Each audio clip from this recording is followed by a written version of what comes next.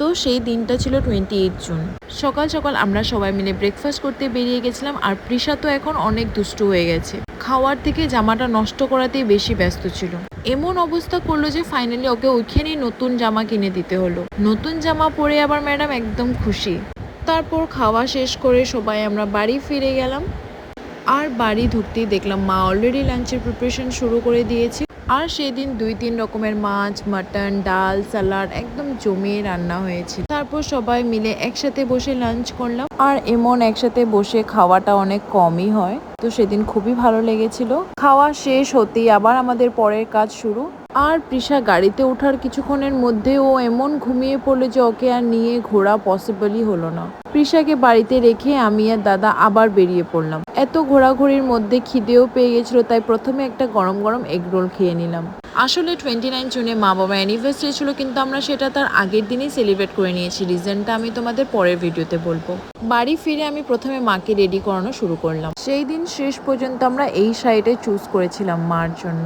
আর সত্যি বলছি শাড়িটা মাকে দারুণ মানিয়েছিল। তারপর মা বলছিল এত মেকআপ করিস না, অনেক রাত হয়ে গেছে, তাই আমি মাকে একদম সিম্পল করে রেডি করিয়েছিলাম। মা এমনিতেও খুব বেশি মেকআপ করতে পছন্দ করে না।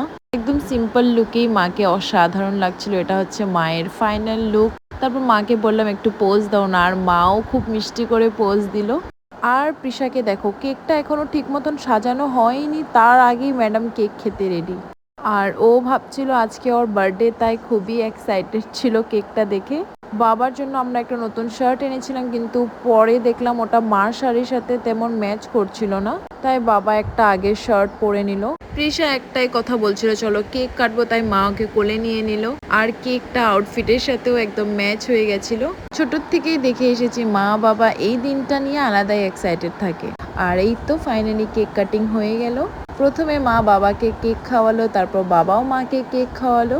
দুইজনের খুবই ভালো ভালো ফটোজ এসেছে। আর এইদিকে প্রিশা তো ওর নিজের দুনিয়াতে ব্যস্ত, শুধু কেক খেয়েই যাচ্ছে। ওকে নিয়েও অনেক কিউট কিউট ফটো আর ভিডিও তোলা হলো।